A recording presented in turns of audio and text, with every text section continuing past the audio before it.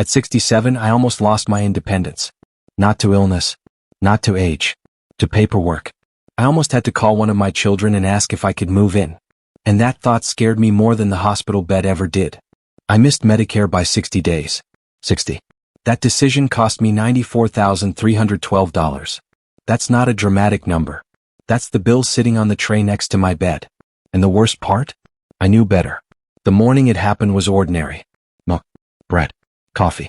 I was standing at the checkout line, hands resting on the counter. I noticed they were shaking. Not violently. Just enough to annoy me. I told myself I was tired. That's what men do. We minimize. The lights felt too bright.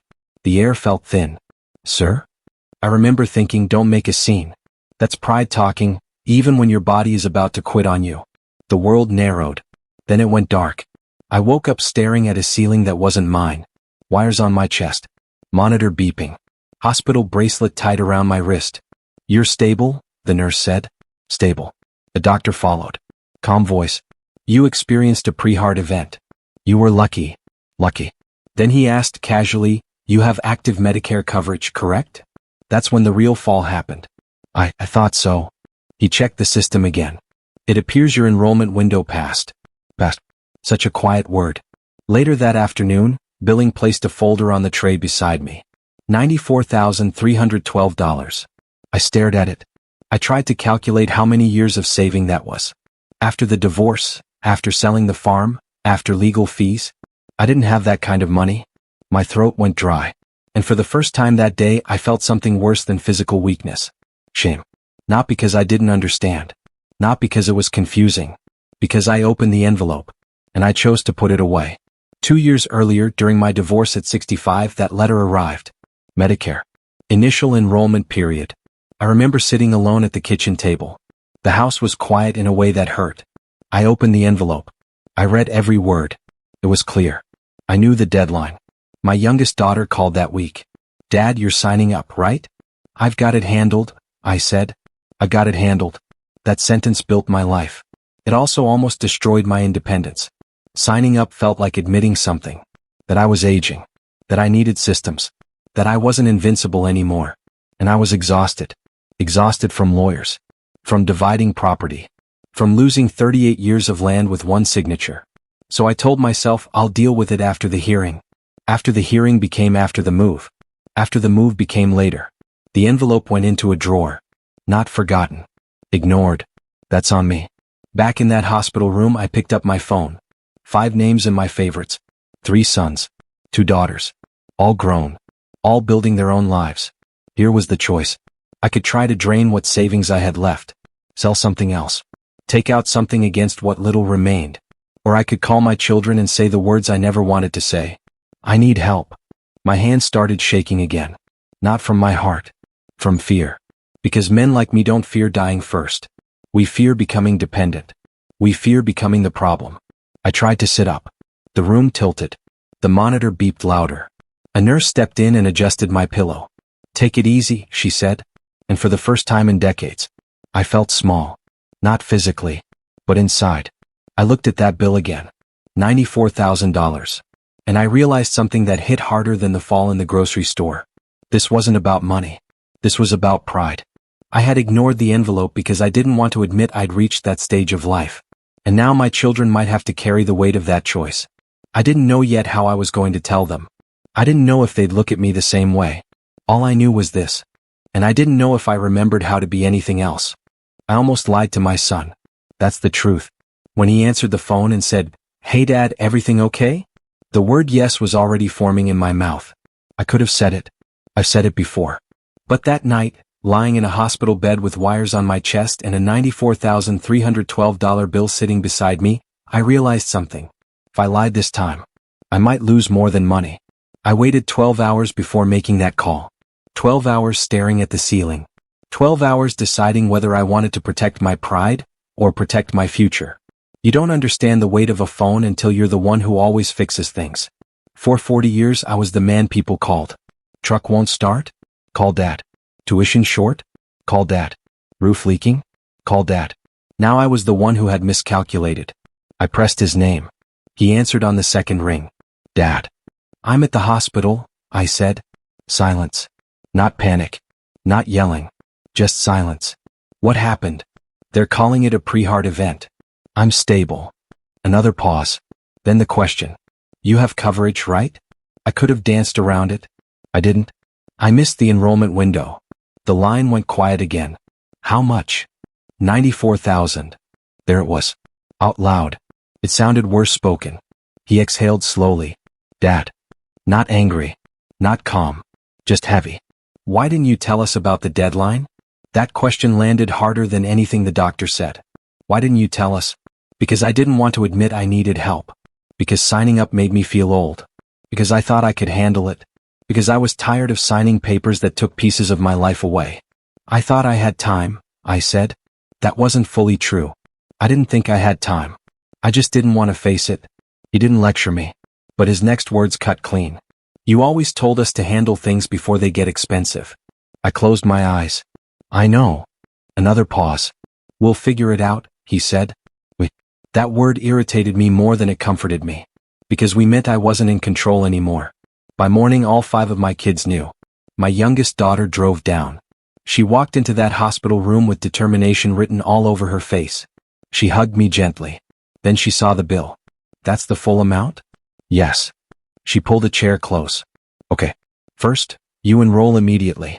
Even with the penalty. I know that, I said sharper than I meant to. She didn't react. And we'll negotiate the hospital balance. We. She looked straight at me. Yes. We. Here's the part I'm not proud of. I snapped. I don't need you digging into your savings for my mistake. The room got quiet.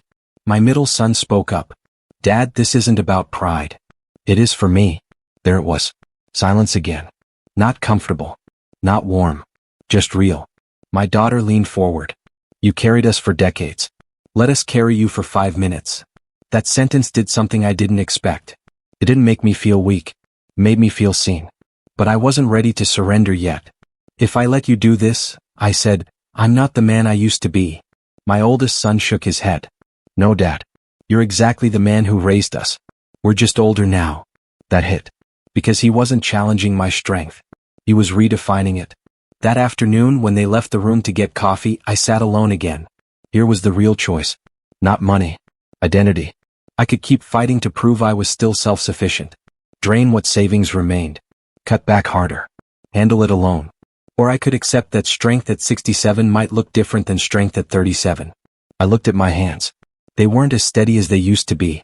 And for the first time, I asked myself a question I'd avoided for years. Was I protecting my independence? Or hiding from change? When my daughter came back in with paperwork, she didn't push. She just set it down. Whenever you're ready. That respect made the decision harder. Finally, I said it. Okay. Not confidently. Not proudly. Just honestly. Okay. We'll do this together. The word we still tasted unfamiliar. But it didn't choke me the way it had the night before. That evening, after enrollment paperwork started moving and calls were made, the room felt different. Not lighter. Just truthful. I wasn't pretending anymore. I wasn't the unbreakable one. And here's the uncomfortable part. My children didn't look at me with disappointment. They looked at me with concern. And maybe respect. That unsettled me. Because it meant something I'm still learning. Maybe independence isn't doing everything alone. Maybe it's building a life where you don't collapse when you finally admit you can't. I don't have that fully figured out yet. But I do know this. The hardest part of that hospital stay wasn't the bill. It wasn't the diagnosis. It was saying the words, I need help. And meaning them. And even now, I'm still not sure I'm completely comfortable with what that makes me. She found the drawer. That's when things got worse. Not the hospital. Not the bill. The drawer. 3 days after I collapsed, my youngest daughter went to my apartment to grab clean clothes. She wasn't snooping. She was looking for socks. Instead, she found every letter I'd opened and ignored. When she walked into my hospital room holding those envelopes, I knew exactly what was coming. She didn't shout. She didn't cry. She just said, Dad, you read all of these. I nodded. You understood them? Yes. Silence. You just didn't do anything. That one wasn't a question. I wish I could tell you I had a good answer. I was busy. I forgot. I misunderstood. None of that would have been true. The truth was uglier. I didn't want to, I said. She blinked. Didn't want to what? Didn't want to sign up. Didn't want to admit what it meant. There it was. Aging. Needing systems. Being in the category of men who qualify for government programs. I had just lost my farm in a divorce 2 years earlier. I had moved from land I'd worked for almost 4 decades into a 2-bedroom apartment with thin walls. Signing that form felt like another surrender. So I delayed. 1 week. Then another. Then I shoved the envelope in the drawer. Later that day we sat with billing. The counselor spoke calmly. Too calmly. Because enrollment was missed, there will be a late penalty once coverage begins. How long? I asked. Likely permanent. Permanent? I leaned back. You mean forever? She nodded. Every month. An extra cost. A reminder printed in black and white. Not because of bad luck. Because I waited. My daughter reached for my arm. I pulled it back without thinking. That's the part I'm not proud of. When we got back to the room, she closed the door. You scared us, she said. I'm fine. No. You're not. I felt heat rise in my chest. I've handled worse. Handled it how? Alone. That word again. Alone. Yes, I snapped. That's how I've always done it. And look where that got you. The room went still. I could hear the monitor behind me. Steady beep. Steady beep. You think I wanted this? I said. You think I enjoyed missing it? She didn't raise her voice. I think you were afraid. That one stopped me. Afraid? I've worked through droughts, debt, courtrooms. I don't scare easy. But she wasn't talking about physical fear. She meant something else. You were afraid to admit you're not 37 anymore, she said quietly. I didn't answer. Because I couldn't. Here's something I didn't tell her that day. When the divorce happened, I made a decision without realizing it. I would not need anyone. Not emotionally. Not financially. Not practically. If I stayed self-sufficient, I couldn't be abandoned again. That's what I told myself.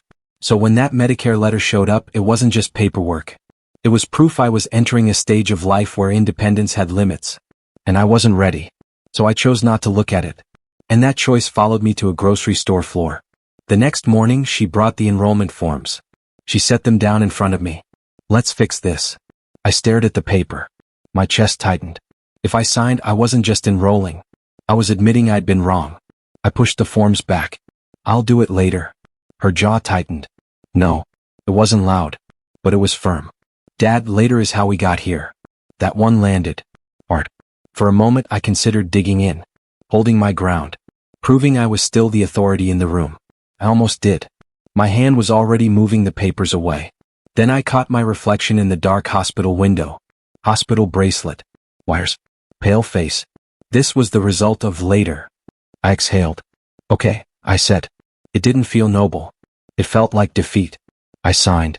My hand trembled. Not from weakness. From anger at myself. After she left that afternoon, I lay there staring at the ceiling. The monitor beeped. My heart was stable. My identity wasn't. I kept replaying her words. You were afraid. I hate that she was right. Because the truth is, I wasn't just afraid of aging. I was afraid of being seen as less capable, less needed, less strong. But here's the part that unsettled me most. When I signed those papers, my kids didn't look at me like I was less. They looked at me like I was human. And I don't know why that bothered me so much. Maybe because I've spent my whole life trying not to look human. Trying to look solid. Unshakable. The hospital scare wasn't the lowest point. The lowest point was realizing my silence had become a habit. And habits don't disappear just because you get a second chance. Lying there in the dim light, I understood something uncomfortable.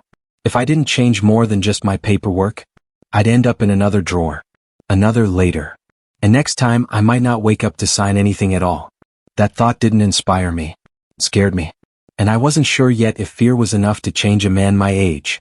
I almost tore my discharge papers in half. Not because I didn't want to go home. I did. I wanted my own bed, my own coffee, my own quiet.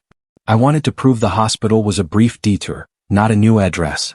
I almost tore them up because of one sentence near the bottom, permanent premium adjustment. Permanent. A monthly reminder that my pride had a price tag. If you've ever stared at paperwork and felt your throat tighten like the page was judging you, you know what I mean. My youngest daughter drove me home. She didn't play music. She didn't fill the space with talk. She just kept both hands on the wheel and watched the road like it mattered. Halfway there, she said, Dad, promise me something. I already didn't like where this was going. Promise me you won't do later anymore. I looked out the window. winter fields, bare trees, a world that didn't care what I was learning. I'll try, I said. She shook her head once. No, not try. Promise. There it was. The pressure. The part of me that still wanted to be the authority. I could have snapped. I could have reminded her that I raised 5 kids, paid bills for decades, kept a farm running through droughts and bad markets. Instead, I heard myself say, okay, I promise. And I hated how small that felt. The first night back in my apartment, I stood in the kitchen and listened. No TV. No radio. Just the refrigerator hum and the click of the heater. Silence used to feel like peace on the farm. Out here it felt like an accusation.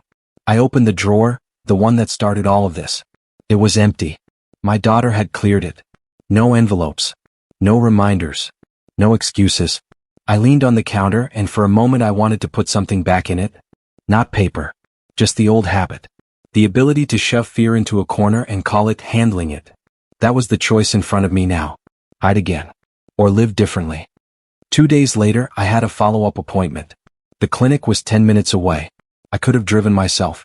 I sat on the edge of my bed with my keys in my hand and my chest tightened, not with pain but with memory. Fluorescent lights. The grocery store floor. The bill on the tray. I pictured myself in that waiting room alone, pretending I wasn't nervous. Then I pictured my daughter asking later, "How did it go?" and me saying, "Fine," like that word could protect me. I set the keys down. I sat there a full minute, staring at the door like it was a test. Part of me wanted to grab the keys, drive alone, and prove nothing had changed. Part of me wanted to stay in bed and pretend the appointment didn't exist. I called her. When she answered, I almost backed out. Pride tried one more time. Then I said it. Plain. "Can you come with me?" There was a pause and I hated needing it. "Of course," she said. "I'll be there in 20. When I hung up, my hands were shaking. Not because I was weak. Because I'd just done something I'd spent my whole life avoiding. I'd asked. My oldest son showed up that afternoon with a toolbox, the way men show love when they don't have the right words. He checked smoke detectors that worked, tightened a hinge that didn't need tightening. Finally he said, "How are you doing, really?" I started with the old answer. "I'm fine." He didn't move. "Dad." That single word took the air out of me. "I'm angry," I admitted. At myself. At how stupid it was. He nodded. "Yeah." No lecture. No pity. Just agreement. Then he said, "You don't have to earn our help." That line hit like a fist. Because part of me believed I did. That help was charity. That I'd owe it back. That I'd be less of a man until I repaid the debt. I felt my throat burn. "I don't know how to do this," I said. He looked at me like I hadn't said anything shocking at all. "You just did," he answered. Later, after everyone left, I sat at my kitchen table with the enrollment confirmation beside my coffee. The paper was neat, official, final. And I realized something that scared me more than the word permanent. I could sign every form on earth and still be the same man if I kept the same habit. Silence, avoidance, pride dressed up as strength. I stared at my phone. I had another choice. Call my kids for no reason at all, just to talk, so this new we wasn't only for emergencies. Or retreat back into the old version of me, the one who waited until life forced his hand. I dialed my middle son. When he picked up, I didn't mention bills. I didn't mention doctors. I just said, "Hey, how's your week going?" There was a beat of surprise. Then his voice softened. And right then I felt it, this strange, uncomfortable shift. Not relief. Something closer to grief. Because I understood I'd been alone by choice for longer than I'd admitted. I don't know if I can change fast at 67. But I know this. The next time I reach for later, I'm going to hear my daughter's voice on that drive home. And I'm going to have to decide, again, what kind of man I want to be. I'm still paying for my mistake. Every month. It shows up on the statement like clockwork. A little extra line because I waited. Because I chose later. The first time I saw that adjusted premium after everything was processed, I just sat there at the kitchen table and stared at it. Permanent. That word used to scare me. Now it just reminds me. Not of the hospital. Of who I was. A couple weeks after I got home, I went back to the grocery store where I collapsed. Same lights. Same checkout lanes. Same smell of bread from the bakery section. I stood there longer than I needed to. Nobody recognized me. Nobody cared. That's the thing about crises. They feel world-ending when they happen. A month later, the world keeps moving. I bought milk, coffee, chicken. When I reached the register, I noticed my hands weren't shaking. That surprised me. Not because I was stronger. Because I was different. My kids still call. Not in a worried way. Just normal. My youngest daughter texts me reminders sometimes. Appointment tomorrow. Don't forget to log into your account. A few months ago that would have irritated me. Now I just text back, got it? And I actually mean it. Here's something I didn't expect. The hardest part wasn't asking for help. It wasn't signing the forms. It wasn't seeing that bill. The hardest part was sitting alone one night after everyone left and realizing I had built my life around being unshakable. And that identity had cracks. Not because I was weak. Because I was human. I don't know why that took me 67 years to admit. A few Sundays ago, all 5 of my kids came over again. Nothing dramatic. Just dinner. At one point, my middle son asked me about the farm. We hadn't talked about it in months. I miss it, I said. That was new. Before I would have shrugged it off. I'm fine. But I'm not fine about everything. And saying that didn't make the room heavy. It made it honest. My oldest said, "You built something good there." He didn't say, "You lost it." He said, "You built it." There's a difference. The drawer is still in my kitchen. I didn't remove it. I didn't replace it. I open it sometimes just to look inside. Empty. And I ask myself a question. What am I avoiding right now? Sometimes it's small. A phone call I don't want to make. A bill I haven't reviewed. A conversation I've postponed. And I deal with it. Not dramatically. Just quietly. That's the change. I'm not suddenly a different man. I still wake up some mornings wanting to handle everything alone. That instinct doesn't disappear because you had a scare. But now I recognize it. And that recognition gives me a choice. Hide. Or speak. Delay. Or act. Pretend. Or admit. It's not a grand transformation. It's smaller than that. But it's real. Here's something I haven't said out loud yet. When I collapsed in that grocery store, I was embarrassed. More embarrassed than scared. That tells you a lot about who I was. Now, if it happened again, I'd still be embarrassed. But I wouldn't lie about it. That's growth for me. Not heroism. Just honesty. The penalty still shows up every month. And I don't love it. But I don't flinch anymore either. It's the cost of waiting. And it's the price of learning. I used to think strength meant proving I didn't need anyone. Now I think strength might be this. Calling your daughter and asking if she wants to grab coffee. Letting your son fix a hinge that doesn't need fixing. Saying, "I don't know," without feeling smaller. It's quieter than I imagined. Less dramatic. But steadier. If you're listening to this and you see parts of yourself in my story, I'm not here to lecture you. I'm not here to tell you what to do. I'm just telling you what happened to me. I waited. I paid. I learned. And I'm still learning. Because the truth is, aging doesn't take your strength. It just asks you to redefine it. And I'm done pretending I have to prove mine alone. Not because I became weaker. Because I finally stopped being afraid of being seen. That's where I am now. Not fixed. Not perfect. Just different. And for the first time in a long time, that feels solid.